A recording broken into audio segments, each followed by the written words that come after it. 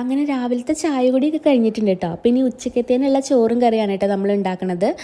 അപ്പോൾ രാവിലെ തന്നെ നമ്മൾ മട്ടനാണ് കേട്ടോ ഇന്ന് വാങ്ങിച്ചത്. അപ്പോൾ ഇന്ന് മട്ടൻ കറി വെക്കാനാണ് വിചാരിച്ചേക്കണത്. അമ്മ ദേ അപ്പോഴത്തേനും മട്ടനെല്ലാം വൃത്തിയാക്കുന്നുണ്ട് അവിടെ നിന്ന്. ഞാൻ ദേ അതിനാവശ്യമുള്ള സാധനങ്ങളൊക്കെ എടുത്ത് അരിയുന്നുണ്ട്. അപ്പോൾ ഇന്ന് അയിത്തേട്ടനാണ് കേട്ടോ കറി വെക്കാമെന്ന് പറഞ്ഞേക്കണത്. അപ്പോൾ രാവിലെ തന്നെ ഇന്ന് കടയിലേക്ക് പോയിട്ടുണ്ട് അയിത്തേട്ടൻ. ഇന്ന് ലീവാണല്ലോ, അപ്പോൾ ഒന്ന് കട വരെ ഒന്ന് ജസ്റ്റ് പോന്നു.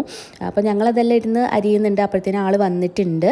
അപ്പോൾ പകുതി വേവ് നമ്മൾ കുക്കറിനകത്ത് വേവിച്ചിട്ട് പിന്നെ വിറകടുപ്പിനകത്തേക്ക് മാറ്റാമെന്നാണ് കേട്ടോ. അങ്ങനെയാണ് കേട്ടോ ഉണ്ടാക്കണത്. അപ്പം അതിന് നമ്മളിങ്ങനെ കയ്യാളായിട്ട് പുറകെ എല്ലാ കാര്യത്തിലും നിന്ന് കൊടുക്കണം.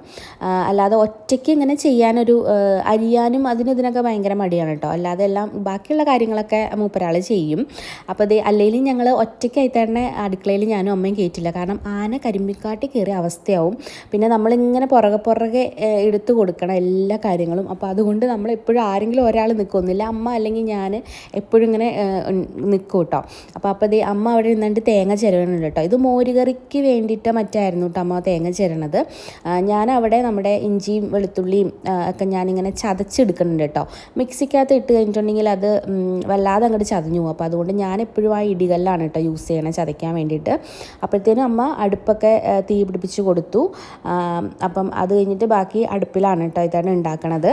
അപ്പോഴത്തേനും നമ്മുടെ മട്ടനൊക്കെ ഇങ്ങനെ വേവുന്നുണ്ട് കേട്ടോ. ഇപ്പം തന്നെ ഒരു 2-3 വിസിലായിട്ടുണ്ട്. പിന്നെ ദേ മല്ലിയിലൊക്കെ വാങ്ങിച്ചിട്ട് വന്നിട്ടുണ്ടായിരുന്നു അതിത്തടം കടയിൽ പോയിട്ട് വന്നപ്പോൾ. അപ്പോൾ അതെല്ലാം ഞാൻ അരിഞ്ഞ് ഇങ്ങനെ വേറെ പാത്രത്തിലൊക്കെ ആക്കി ഫ്രിഡ്ജിൽ വയ്ക്കാൻ വേണ്ടിയിട്ട് ഞാനിങ്ങനെ ആക്കി വെക്കുന്നുണ്ട് കേട്ടോ. അപ്പോഴത്തേനും അമ്മ ഇന്നിപ്പോൾ മോരുകറിയാണ് കേട്ടോ ഉണ്ടാക്കണത്. എനിക്ക് ഈ നോൺ വെജ് ആയിട്ടുള്ള ഈ ചിക്കനും മട്ടനും ബീഫൊക്കെ ഉണ്ടാക്കുമ്പം അതിൻ്റെ കൂട്ടത്തിൽ മോരുകറി ഇങ്ങോട്ടും കൂട്ടാൻ ഭയങ്കര ഇഷ്ടമാണ് കേട്ടോ. അപ്പോൾ ഇത് അപ്പോഴത്തേനും ചോറൊക്കെ നമ്മുടെ വെന്തിട്ടുണ്ട്. അപ്പോൾ അത് ഞാനിങ്ങനെ വാർത്തിടുന്നുണ്ട് കേട്ടോ. ഞാൻ പിന്നെ എപ്പോൾ ചോറ് വാർക്കുമ്പോഴും ഇതുപോലൊരു പാത്രം ആയിട്ട് വെക്കും കേട്ടോ. ചോറ് പോകുമെന്നുള്ളൊരു പേടി കൊണ്ടാണ്. അപ്പോൾ ഇത് അമ്മയുടെ മോരുകറിയൊക്കെ അപ്പോഴത്തേനും റെഡി ആയിട്ടുണ്ട്. നല്ല അടിപൊളി മോരുകറി. അങ്ങനെ ഇവിടുത്തെ പണികളൊക്കെ കഴിഞ്ഞപ്പോഴത്തേനും ഞാൻ കിച്ചണൊക്കെ ഒന്ന് ഒതുക്കി വെക്കുന്നുണ്ട് കേട്ടോ. എല്ലാം റെഡിയാക്കി പാത്രങ്ങളെല്ലാം ഒതുക്കി റെഡിയാക്കി വെക്കുന്നുണ്ട്. അപ്പം മോരുകറിയും ബാക്കിയുള്ള കറികളെല്ലാം ചോറൊക്കെ ആയിട്ടുണ്ട്. ഇനി മട്ടൻ കറി മാത്രം നമുക്ക് ആയാൽ മതി കേട്ടോ. അപ്പോൾ അതും ഏകദേശം ആയിക്കൊണ്ടിരിക്കുകയാണ്. പൊടികളും കാര്യങ്ങളെല്ലാം ചേർത്ത് ഇനിയിപ്പോൾ മട്ടൻ വേവിച്ചിട്ടുണ്ട്. അതെല്ലാം വെന്ത് വന്നിട്ടുണ്ട് നല്ലപോലെ. അതിന് വെന്തിട്ട് നമ്മളിനിയിപ്പോൾ ചട്ടിക്കകത്തേക്ക് മാറ്റുകയാണ് കേട്ടോ. അപ്പോൾ ഇത് നമ്മുടെ മട്ടൻ കറിയൊക്കെ ഏകദേശം റെഡിയായി. ഇനിയിപ്പം ലാസ്റ്റ് മല്ലിയിലൊക്കെ ഇട്ട് ജസ്റ്റ് ഇനിയിപ്പം ഇളക്കി എടുക്കുന്നുണ്ട്. നല്ല ടേസ്റ്റ് ഉണ്ടായിരുന്നു കേട്ടോ. അപ്പോൾ ഇത് അപ്പോഴത്തേനും അമ്മ പ്ലേറ്റിലെല്ലാം വെച്ച് അപ്പോഴത്തേനും ഞാൻ പോയി വിളമ്പിയിട്ടുണ്ട് ചോറ്. നല്ല ചൂട് ആവി പറക്കണ ചോറാണ് കേട്ടോ.